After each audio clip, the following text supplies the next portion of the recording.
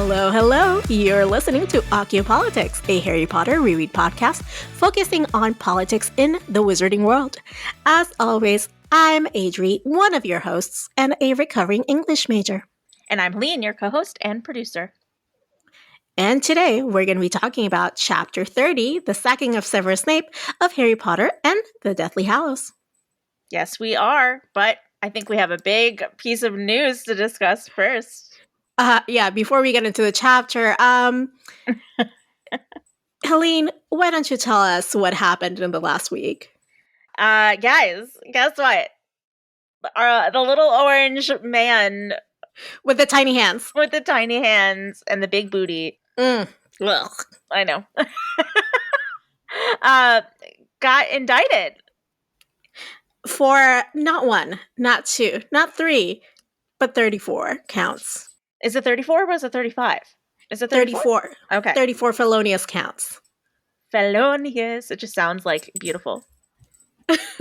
It sounds like an orchestra, if I'm being honest. Yes, I agree. I mean, finally, right? Like, we've been waiting for something like this to happen for a long time. Well, we have to note that this was done in the state of New York, so it is not a federal case, not yet anyway, and he could still face other counts in other states like Georgia. Mm-hmm. He could face some probable federal charges if the Department of Justice sees it fit to do so. There are things that could still happen, but I am just glad that one thing happened. Or should I say 34 things happened? Yeah. I mean, I was telling you it was hilarious that his when he got indicted before the charges were unsealed, his PR machine went into overdrive going no, you'll see this is a witch hunt. There's nothing to it. These are not even these charges are not going to be anything big. It's just basically to taint his reputation. And, you'll see, we'll be vindicated or whatever. And then it was oh, no. 34 felonious charges. Not even yeah. I don't know, not even light charges, not even a slap on the wrist. Yeah, and everyone thought it was just going to be about the Stormy Daniels thing, and it definitely, the scope is larger than that, it turns out. Yeah, Seth was telling me, I was what's the funny part of all of this is that he, is infamous for not paying people, and one of these things is because he paid someone, That's funny. I hadn't thought about it that way. Well, that was your glimpse into White Man's Corner, where we give the voice to the white man who lives with me. Oh my gosh, I love that we're testing it out. Love it. Love it. Testing out new podcast segments for the podcast that is continuing after this one. Yes. So thanks, Seth, for that wonderful insight. I enjoyed it. Into the white man's mind. I know. It's great. Man. It's a good week. What a good week. Can we talk about what a good week it has been for you personally, or are we just moving on? Oh, sure. I mean, I accepted a new job offer. I started a new job in just about a week and a half of this recording. So I'm excited about that new opportunity. And it's opening some doors for me, monetarily, so that I can find a nice new place, which is really exciting. So now I am rapidly apartment hunting, and just a lot of things are going on. And on top of my personal news this week, I mean, we got a Barbie trailer, which was exciting. And I mean, that was. Can we talk a little bit more though about the Barbie trailer and the media we've been consuming? I have not seen the Barbie trailer because I'm trying to keep my expectations.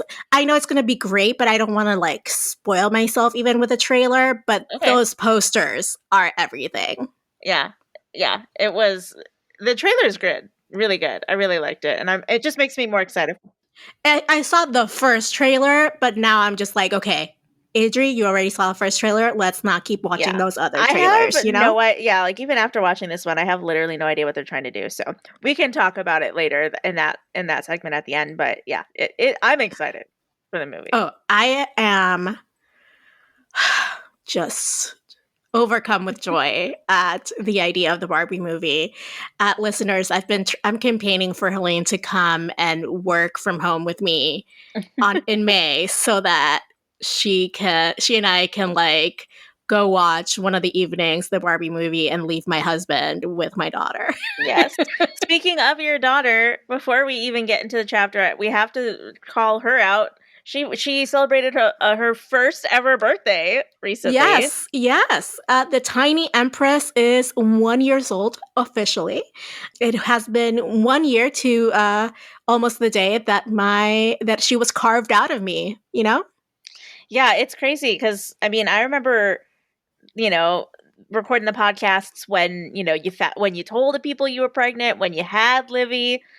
So it's just crazy how fast time goes by because like literally it's been a year since she was born. She's pulling herself up. She's not walking quite yet, which like apparently my cousin thinks means I'm a terrible mom. And I'm like, whatever, I don't care. But she's pulling herself up and she's standing on her own and she sings nonsensical words, but that's great. Aww. And she's a chatterbox and a delightful like giggler. And she also has the best evil laugh in the world. And I'm here for it. Amazing. I'm here for my tiny villain, you know? Love it. She's already in her villain era. It's great. Yeah. And now I'm going to play a clip of my daughter's villain laugh because I've heard much better ones than this one. I want to preface that, but it's so hard to get this on camera because she doesn't do it on cue yet, you know? So it's like it's kind of like a right place, right time type situation. And I don't have cameras on her 24/7 yet, you know? Get on that. I know. Mm-hmm.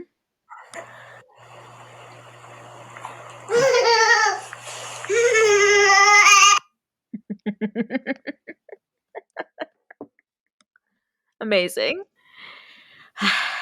Just kind of like, I think she is imagining conquering her enemies, you know? Yeah. And I'm here for it. I'm here for a powerful woman. Hell yeah. Me too. Go Livy. Go Livy. Anyway, let's get on to what we're here for, which is the chapter of Deathly Hallows titled The Sacking of Severus Snape. Yeah. So this is the one where, after alerting Voldemort to Harry's presence, Luna stuns Alecto Carrow, only for her brother Amycus to show up along with McGonagall. Harry ends up casting the Cruciatus curse on Amycus after he spits in McGonagall's face. We'll talk about that, I'm sure. And after subduing them both, Harry gets the chance to tell McGonagall what's going on. She has a run-in with Snape, which ends with him jumping out the window to escape, and then she rounds up the rest of the heads of houses to protect the school and get everyone to safety. Harry returns to the Room of Requirement to see that the Order has shown up to help fight. Everyone starts heading to the Great Hall to prepare for the battle, but Harry and the Weasley family stay behind. While Ginny is fighting with her family to stay and fight, Percy shows up and apologizes for everything he's done. They reconcile, and just as they're about to join the rest of the school, Harry sees that Voldemort has finally arrived at Hogwarts.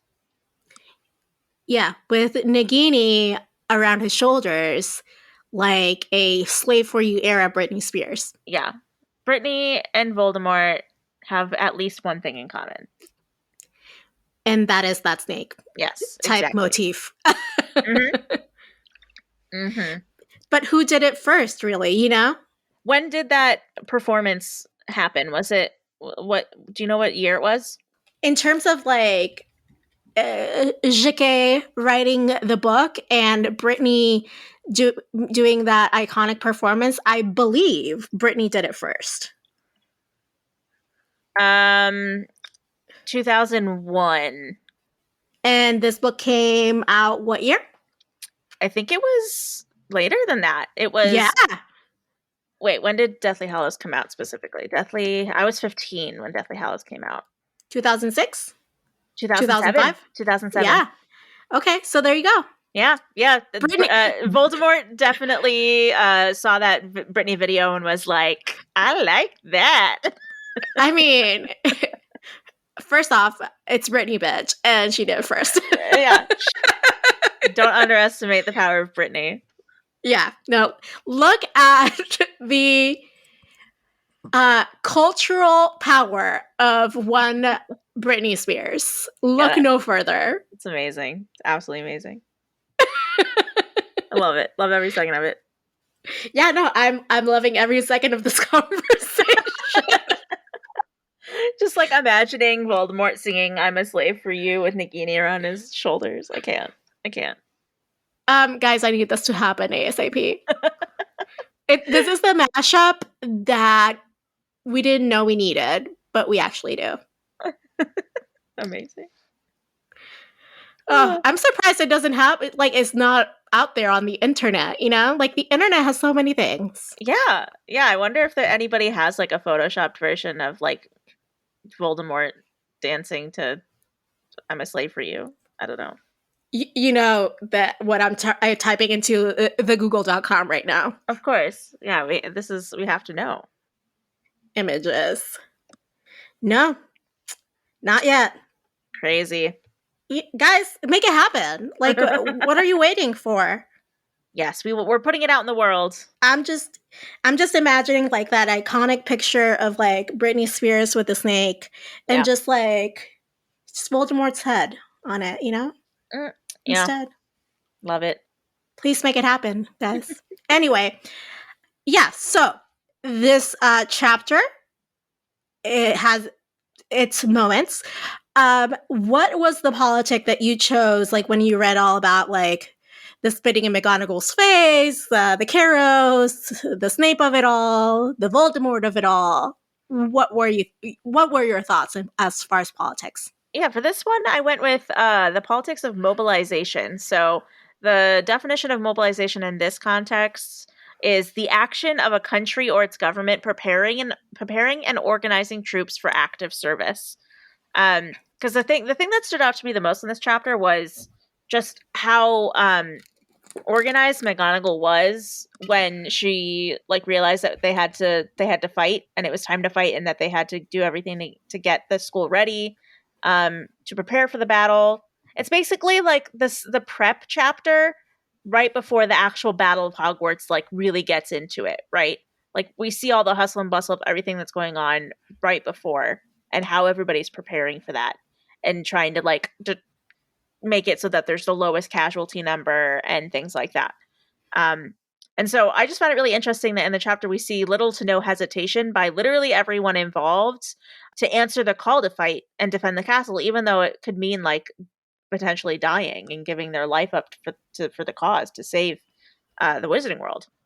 Yeah, and then it's really admirable, honestly. And then especially McGonagall, like I said, we see McGonagall operating as this like really effective strategic leader that's like coordinating and like taking charge and finding the best way to get people to safety, as well as like readying the battlefield of Hogwarts and the soldiers that are staying to fight for this impending war, which we know is very intense. So that's why I chose the politics of mobilization. But what about you? What did you choose for this chapter? So I kept thinking about, okay, so what is moving the plot forward in this chapter? And other than mobilization, which is like a great politic for this one, I thought the politics of guardianship, not like legally speaking, because the term guardianship is a legal term, and we'll get into that, but like who gets to make decisions for children and their well-being, and how do certain people either protect or put children at harm, and who gets to make those calls was actually something that I was thinking about a lot, because we have like the Carrow brother being all like, oh, I can definitely say this was one of the kids, right? And McGonagall was Right. like, no, you're not gonna fucking do that, right? Yeah. McGonagall was, and at Hogwarts in this moment, they are both almost like guardians of the students because it is Yeah. a boarding school. And while the students are in their care, they get to make certain choices for these kids, right? So within the school system. So like whenever someone puts their kids in school or like a daycare or whatever, you have to like sign some paperwork and stuff like this is what I will allow the teachers to make decisions about or not, whatever. Yeah. So I would think that's even more so in like a setting like a boarding school where they're there like 24/7, right? Right. Like the kids, except for holidays. And then we also see it with like Molly and Arthur Weasley being like, Ginny, absolutely fucking not. Right. Right. But Right. that's because that they're Ginny's parents. Um, so like I was just thinking about, this concept of guardianship a lot, obviously because I have a child and Of also course. because Yeah.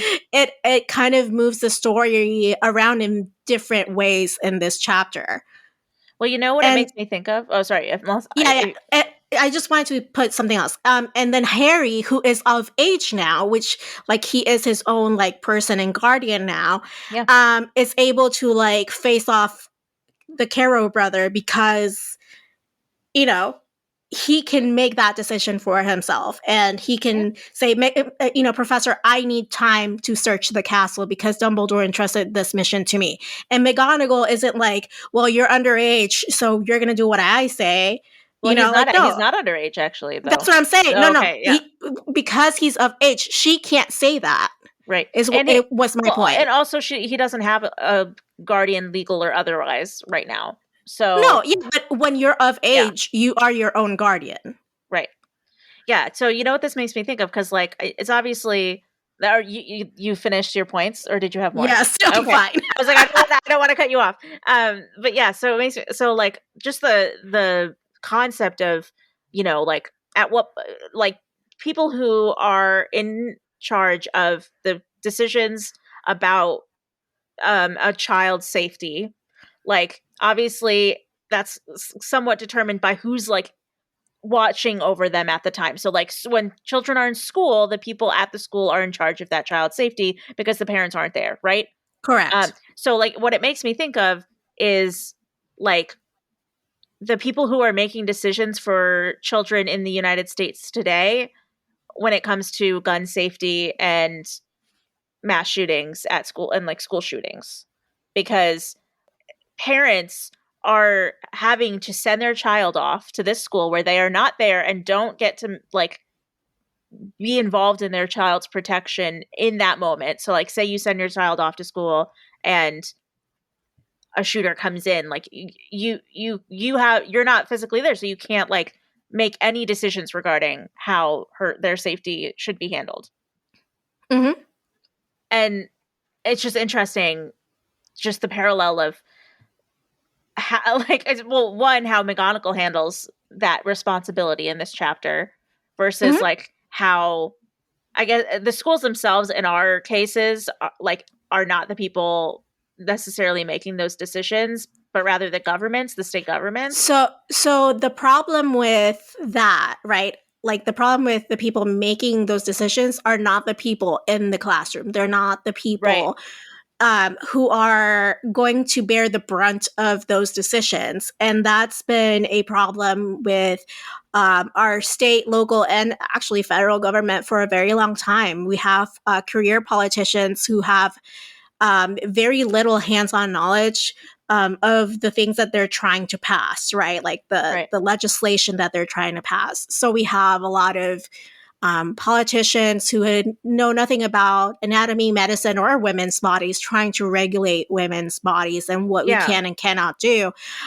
We have frankly, also career politicians or, whoever Mhm. elected into school boards who are making these policies and they they don't have like educational like experience like educating students or Right. being in that field or anything like that. So when when you're a hammer, everything looks like a nail, right? So like you're just trying to create like legislation that just doesn't make sense, and it's Right. like It's like the equivalency I would draw is like it would be like one if Hogwarts like if fucking wars like this happened all the time at Hogwarts, right?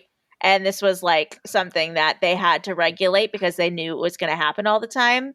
Like it would be like the ministry coming in and telling like the headmaster or headmistress how to prepare the students for this war instead of McGonagall, who obviously knows the school, the protections, the people, the students the best, and is partly why she makes the best decisions in this situation. in Why this her scenario, yeah, yeah. why her mobilization is so effective and so like good because Yeah. she's the one that's making that decision. But like if the ministry came in and was like, "Oh, we know that there's going to be another Battle of It Hogwarts any minute because it happens all the time, so we got to regulate it," like no, it would be like sending Dolores Umbridge again into Hogwarts and having like right. 20,000 regulations of what students can't and can't do.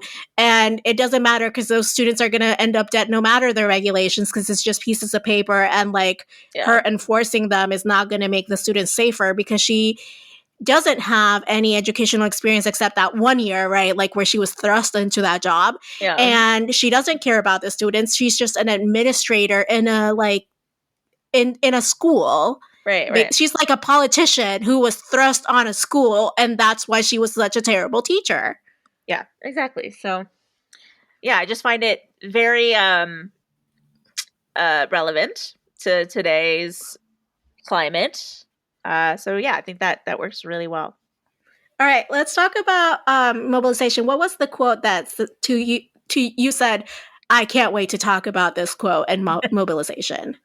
Yeah, so I'm going to read it for you, but I think it basically perfectly sums up kind of why I chose this politic. So, Professor, we've got to barricade the school. He's coming now. Very well. He who must not be named is coming, she told the other teachers. Sprout and Flitwick gasped. Slughorn let out a low groan. Potter has work to do in the castle on Dumbledore's orders. We need to put in place every protection of which we are capable while Potter does what he needs to do. You realize, of course, that nothing we do will be able to keep out you-know-who indefinitely, squeaked Flitwick. But we can hold him up, said Professor Sprout. Thank you, Pomona, said Professor McGonagall, and between the two witches there passed a look of grim understanding. I suggest we establish basic protection around the place, then gather our students and meet in the Great Hall. Most must be evacuated, though if any of those who are over age wish to stay and fight, I think they ought to be given the chance. Whew. So, yeah, it's just a perfect illustration of McGonagall, like, taking charge, knowing exactly what to do, like, not hesitating, and just, like, doing the damn thing. What a queen, you know? Yep. Exactly. What about you? What was your quote for your politics?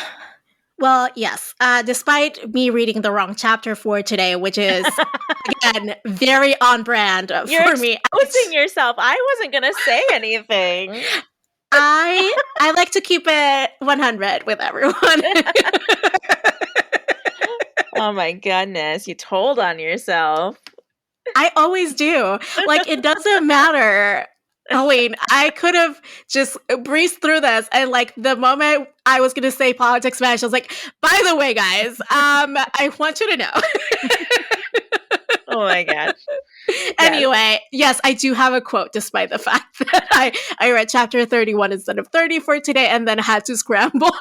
Well, you'll be ready for next week, at least. Look at that. The next chapter is really sad, guys. Spoiler alert. Oh man, not ready. I cried. Anyway, she's 16, shouted Mrs. Weasley. She's not old enough. What you two were thinking bringing her with you? Fred and George looked slightly ashamed of themselves. Mom's right, Ginny, said Bill gently. You can't do this. Everyone underage will have to leave. It's only right. I can't go home, Ginny shouted, angry tears sparkling in her eyes. My whole family's here. I can't stand waiting here there alone and not knowing. And her eyes met Harry's for the first time. She looked at him beseechingly, but he shook his head and she turned away bitterly. Yeah, this quote, because like right afterwards, it's like we're like reminded that she's only 16. Yeah. And like it kind of like took me out for a second. I was like, whoa. Like, like I like what? She's so young, and like I just like I don't know. It's giving Little Mermaid. Dad, I'm 16. I can do whatever. Right. Yeah, and it's like she is so young and having to deal with such adult things, and like we know that her love with Harry like makes it lasts the distance. Like they get married and they have children and they like last. But like I don't know, it just feels like such a like when they remind you that she's 16, it's like she's a child.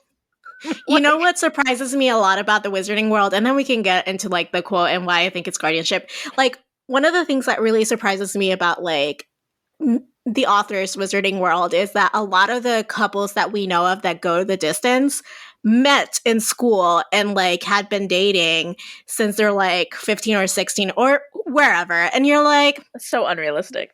The people I know who got, together when they were 14 either didn't make it like even to the altar, or if they did not go the distance, as in like more than 20 years. You know what I'm saying? Yeah, it's just such an anomaly to have a relationship that young that lasts your whole life.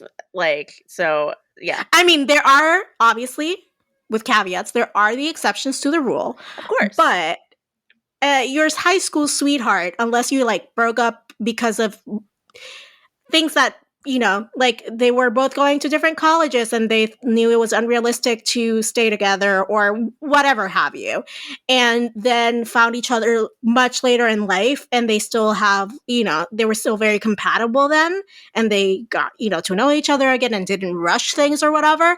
It's just so unrealistic that happens. Not every couple can be Corey and Topanga. Yes, correct.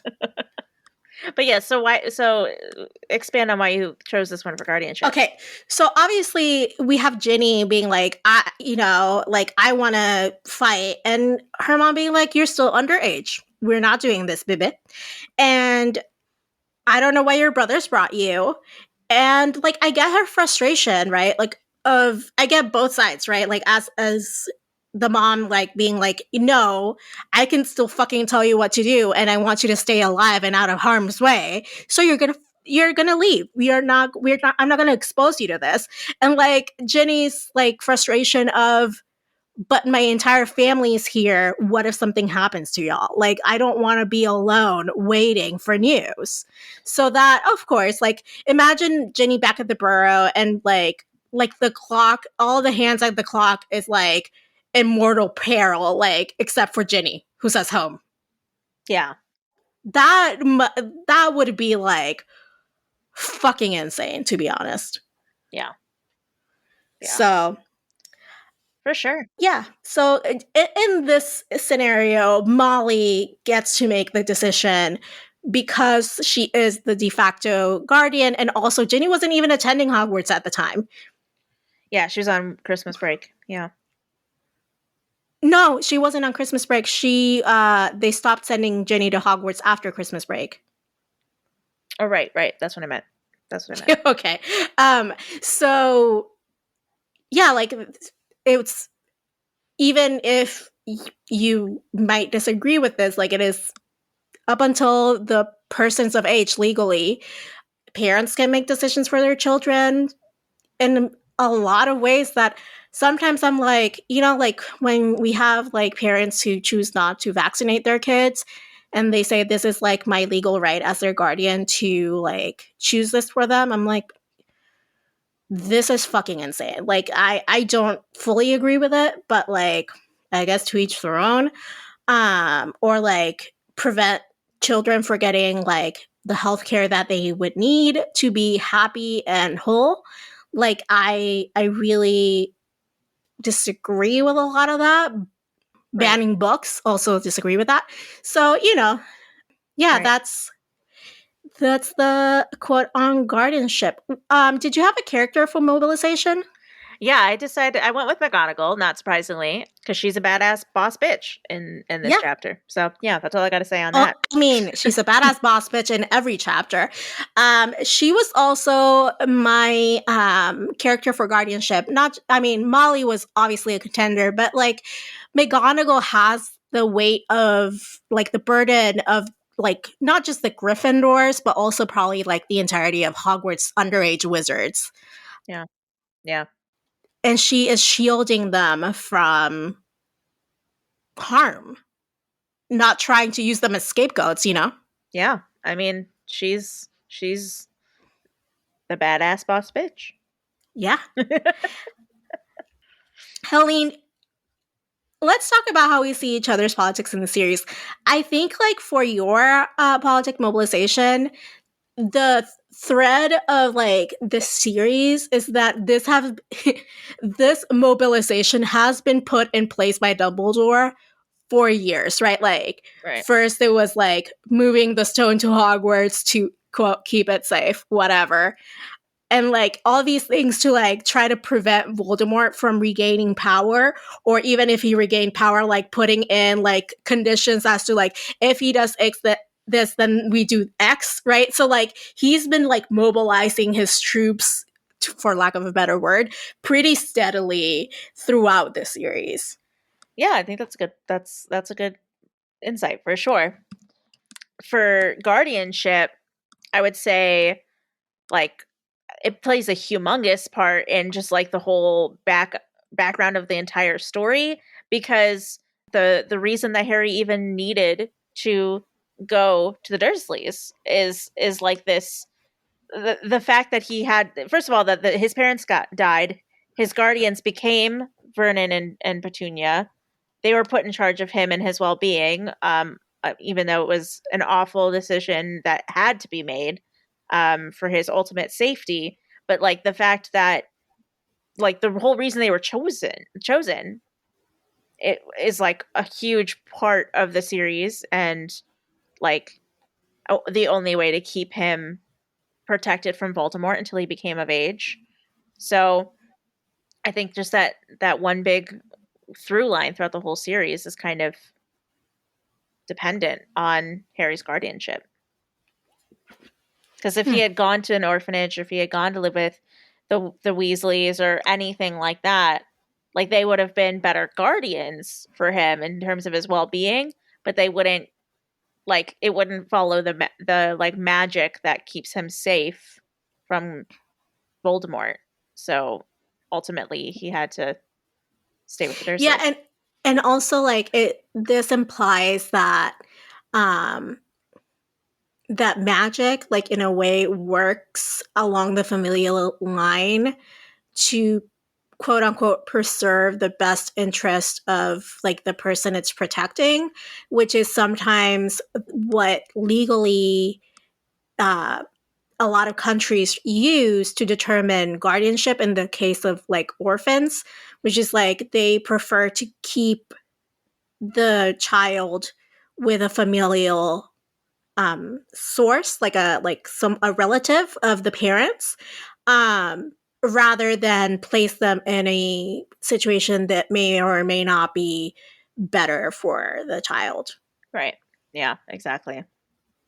So yeah, I think that's and and that's it about guardianship. Oh well, also we've talked about this a little bit, but like the fact that this is a boarding school and like Right. basically all the professors are guardians, and the big boss of the guardians is Dumbledore, who sometimes doesn't make the best decisions. Like let's host a Triwizard tournament and make like a big scary maze.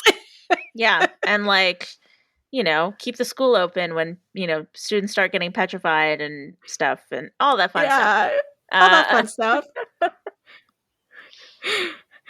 Oh, Dumbledore never change. Wonder if we're ever gonna see like hot Dumbledore again. Jude Law. I mean, we'll see Jude Law in other films that he's in, I'm sure. Yeah, but I wish. Oh, how I wish we would see Hot Dumbledore again. Anyway, I guess I can rewatch Fantastic Beasts. Yeah, it's like if they even came out with another Fantastic Beasts, would you go see it? No, but I guess I could watch The Holiday. That's a far more entertaining movie with Jude Law. I mean, yeah, that is one of my favorite Jude Law movies. So, I mean, yes. Anyway, speaking of Jude Law and The Holiday and the things that we love, let's talk about our chocolates and Dementors for this chapter in a segment we like to call Dementors and Chocolate, where we talk about the things we hated and the things we Jude Lawed about this chapter. Jude Law, yes, exactly. Do you want me to go first? Yes, ma'am. Okay, so for my Dementor this chapter, I'm sure you have no idea what it could possibly be. What? No, I mean, yeah, of course, it obviously is Amycus Carrow spitting on in McGonagall's face. Anyone who reads that, if you you have to get irrationally angry reading that. I don't understand anyone who could read that and be like, okay, I just have to say I am so happy that we did not have to witness that monstrosity in the movie. I am so glad that they left that out of the movie, because I would have thrown something at the screen. Mm-hmm. Mm-hmm. So yeah, that was my Dementor. I would. It looks like you might not have the same one, which is surprising. But tell me, what was yours? Okay, so the only reason why it's not the same, it's because of the impact on potential impact of both actions, right? So him spitting on McGonagall's face, terrible, horrible, fucking hate it. But at the end of the day, McGonagall's not gonna die from that. You know what I'm saying? No, but it's the disrespect. It's the no, I understand that, but when we get so my Dementor is when Amycus said the following: "We can push it off on the kids." Said Amycus, his pig-like face suddenly crafty. "Yeah, that's what we'll do. We'll say Alecto was ambushed by the kids. Them kids up there." He looked up at the starry ceiling towards the dormitories. "And we'll say they forced her to press the mark, and that's why he got a false alarm. He can punish them. Couple of kids, more or less. What's the difference?" Now that is the potential murder and torture of innocent children. A little bit higher on the ick scale for me personally than spitting on someone's face. Yeah, I mean, yeah, I think they're both equally pretty bad. I like how I said worse, and you're like, yeah, no, but they're equally pretty bad. First of all, one, and the one that, okay, so the one that mine was, he literally physically did something, attacked McGonagall. But this one, he is talking about potentially letting someone else torture kids, which is not good. But it's just they're different. He knows what he's doing by saying that. He is giving those kids a death sentence, and he would have done it. He would have definitely done it. Totally. And I think that if he had actually pulled it off, and it would have been awful. But he doesn't actually succeed. So not because of he is moral high ground, Helene, because no one fucking let him. Well, yeah, no, when you say someone didn't succeed, that doesn't mean that someone can't not succeed because of their moral high ground. They don't. But no, McGonagall did not let him succeed, which, I mean.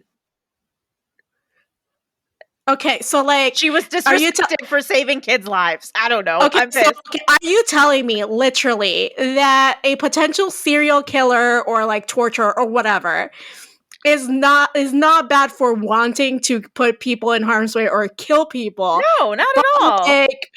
But yes, because he spit at someone's face? No, not at all. No, I'm just saying, in one, he did the thing, and it was not good. And another, he's talking about potentially letting someone else do the thing, which obviously he's a shit guy for thinking that and wanting to do that in the first place. But he's an idiot, so obviously he wasn't even going to be able to pull it off. So I mean, I don't know. I just think that they're not comparable. I'm not saying one's worse than the other. I just don't think they're Oh, comparable. I agree that they're not comparable. I'm saying one is way worse than the other. Yes.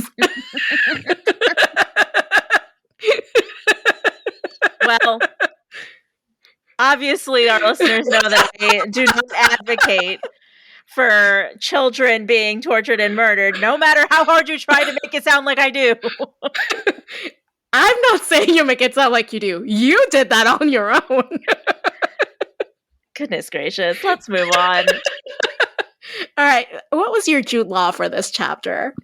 Yeah, my chocolate was Percy coming back, and just the way that he handled it, because he literally, like, he just agrees with everything, all the bad things that all of his family members says about him. He accepts full responsibility, doesn't try to defend himself at all, and doesn't make any excuses. And it's just like, yeah, I was an asshole. I'm sorry. Like, he wasn't like, but you have to understand, or like, he doesn't try to like do. He's just like, they're like, you're awful. You're like, I can't believe you did this to us. Like, blah blah. And he's like, yeah, I know. I'm sorry. And I liked that he just like let them be right. Yeah. That was a very good thing. Yeah, I think he handled it really well. So my chocolate, or my Jude Law, is the following. Beneath the disbelief and anger, Harry heard a little strain of pride in her voice, and affection for Minerva McGonagall gushed up inside him. Ah, what a moment. What a treat. Yeah, him doing the Cruciatus curse to avenge her spit-faced, was just very, like, it was a nice little moment between them that, like, shows how much. Yes, the use of an unforgivable curse. Yes. Well, just it was good to see how much they cared about each other. Like, it was definitely a moment that they used to show how much Harry cares about McGonagall and how much McGonagall cares about Harry, and it was a good highlight on their relationship. Guys, I just want you to know that I do not advocate physical violence, yet Helene does in this podcast. He spit in her face! And hey, he also was going to murder and torture children. Do you think that he does not deserve the Cruciatus curse for that?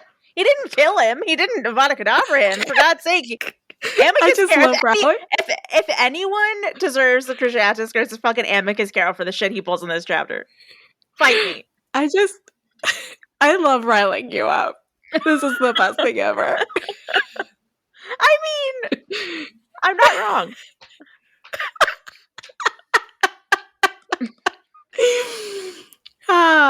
And with that, we have come to our cool down for this episode. Helene, I'm sorry you got mad at me, but I'm not sorry I riled you up, because this made me laugh so hard. Tell me what media you've been consuming. Well, Love is Blind season 4 has started, and it's okay. So but the one I actually really want to talk about is I finally got a free trial of Showtime, so I could watch I got it so I could watch everything everywhere all at once, and I did, and that was very good, and I enjoyed it. But I was like, I have a month of this free trial. I really want to watch Yellow Jackets, so I watched all of season 1 and then the 2 episodes of season 2 that have come out so far. And I love it. I mean, it is creepy, and it is potentially sometimes very gross. The most recent episode I watched, I think it was episode 2 of season 2. The end. Anybody who's seen the show knows what I'm talking about. But the end made me physically ill. I had to hold myself back from throwing up. Aww. It was very. The show in general is just very good. And it's creepy and amazing. So I highly recommend it if you have Showtime. Watch Yellow Jackets. All right. Thank you. I do not have Showtime, but thanks for the rec anyway. I want to talk briefly about the Barbie movie posters. They are everything. Dua Lipa has a role in this movie. I'm not sure how big or how small, but I'm very excited about She's that. a mermaid. She's a mermaid. She's apparently. a mermaid. It's everything. Issa Rae also has a role in this movie. America Ferrera. Love her. She's a human. She is a human. I loved Ryan Gosling's poster, and also he did an interview with Jimmy Fallon, and he like showed a picture of like the picture he sent Greta when he like accepted the role as Ken. And it was like a Ken lying on, like in his backyard next to like an open lemon or something. Yeah, he also said, maybe in that interview, maybe in another interview, he said that it is the best script he has ever read. I mean, high praise indeed. I mean, yeah. I mean, and Ryan Gosling has been in things such as The Notebook, Crazy Stupid Love. Like, he's not been in Drive. Yeah, he's been in some really great movies. So, I cannot wait to fucking see what this movie is La La Land, all about. you know? Yeah, La La Land, yeah. So I'm excited. I believe I heard, and you probably have heard this, is a little bit like the Truman Show, and where like Barbie like has like, it's like almost like a get out of that reality and then into like they have separate realities. I don't know. It should be fun. No idea. I have no idea what it's going to be like. Even I'm watching excited. the trailer, I was like, what is this movie going to be? I have no idea. I am psyched to find out. I can't wait to watch it. I can't wait to keep campaigning that you come visit me so we can watch it together. Yeah, even though I do think that torturing and murdering children is completely fine, you still want to have me. Apparently. It's called rehabilitation, Helene. I believe in rehabilitation. God. Now I'm just thinking of what I just said as like a soundbite. Someone just clipping that one part where I said I wish I didn't say that in those words in that order. Goodness gracious. I feel like I should clip it out for our like social media and be like, here's a teaser for this episode. God, it's gonna like get me sent to jail or something. Nah, you're gonna be fine. Okay. Well, that's it for today's episode. Oh wait, no, that is not all I want to talk about. Wait, I had just promised to talk about the Barbie thing a little bit more, and now I did, and I thought then I was done. No, my mother-in-law is in town, so she was gracious enough to look after Livy while Seth and I went to the movies for the first time in forever, and we watched Dungeons and Dragons: No Honor Amongst Thieves, and I'm so happy to support a movie with my boyfriend Chris Pine on it. As you know, we're very close, he and I, in my imagination. So yeah, it was quite a delight to see Chris Pine on screen again. 100%. I mean, it's definitely an anticipated film of mine. I'm very excited. It has amazing reviews and it looks hilarious, and I am very excited. It is legitimately hilarious. It has one of the most beautiful cast ever in men. Like it has, Chris Pine, Regé Jean Page, Regé-Jean Page, who is absolutely the most beautiful man alive. Yep. To be honest, and honestly, I don't need any more men than those other two in my screen to say it has the most, like, the best looking cast of all time. It also has a slightly weathered Hugh Grant, but it's amazing. Okay. Love it. Can't wait. Also, to see it has a surprise cameo that I'm not going to spoil for you, Helene. Yeah, don't spoil it for me. No. There's a scene, and you'll probably see, you'll notice probably when you see it, where I looked at Seth and I said, "Is that X person? Is that first name, last name?" And he goes, "Is it?" And I'm like, I keep looking and looking. I was like, "I think that's first name, last name." And he goes, it can't be. And I was like, I'm pretty sure there is no amount of wig work that's going to like stop me from recognizing this person. And I was right. Amazing. I can't wait to see it. So, for those of you who have or have not seen the movie, it is the scene where Helga goes to see her estranged husband. That's it. Oh, that scene. Of course. That scene, yeah. Of course. And you're like, I don't even know who Helga is. And I'm like, yeah, Michelle Rodriguez. Oh, okay. I was like, when you said that name, I just, for some reason, I don't even know if this is that character's name, but I pictured like the barkeep from Shrek. Anyway, Do you know who I'm talking? You know who I'm talking about, No. right? You don't know who I'm talking about? Okay, let me go. Okay, we'll talk about this later. Usually So I want to say this movie was so good that usually I don't like particularly enjoy a lot of Michelle Rodriguez on my screen, and she was so great in this that I'm like, yes, put her in everything now. Just so I can clarify, I looked it up, and the barkeep from Shrek, her name is Doris, not Helga, but it's who okay. I know exactly who you're talking about. Okay, thank you. I'm like, come on, with the braid and the thin eyebrows. Yes. Okay. Anyway. It's pretty great. I can't wait for you to watch it, Helene. I can't wait for you to tell me what you think about it. I'm very excited to see it.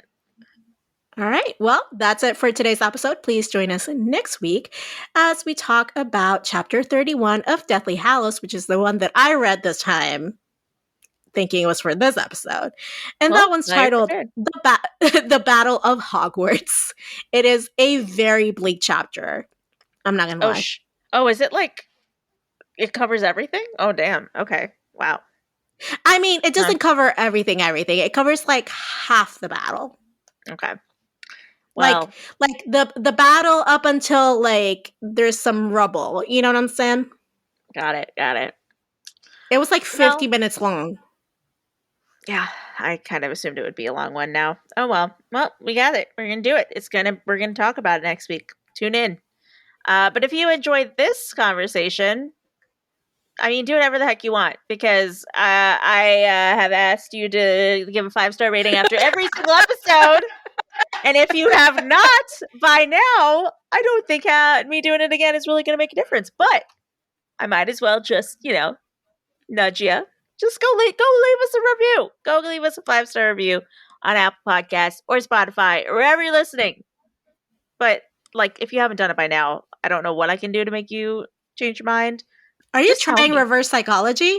I mean, tell me what do I need to do to get you to do it? I mean, just go leave us a review already. Come on. I think we need to talk about this in therapy individually. Like, why do we crave this much validation from strangers on the internet? Nah, I'm good. Okay, don't resolve your issues then with your therapist. Fine, I won't. All right, until then, politics managed, I guess.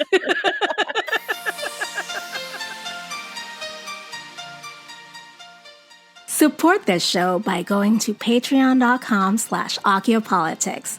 Our patrons keep this show going. You can find us online at Occhiopolitics.com, and we are at Occhiopolitics on Twitter, Facebook, and Instagram. You can email us your thoughts at info@Occhiopolitics.com. Leave us a voicemail at 915-996-1699. And you might just hear yourself on the podcast. Adriana Wilson is the founder and creative director of the podcast. Helene Karp is the producer and social media manager. Allison Pullman is the audio wizard and editor who makes us sound so good. Cover art and physical rewards are designed by Adriana Wilson. The views expressed by the hosts and guests are expressly their own and not representative of their employers or associates. Occiopolitics is part of the MuggleNet family of podcasts.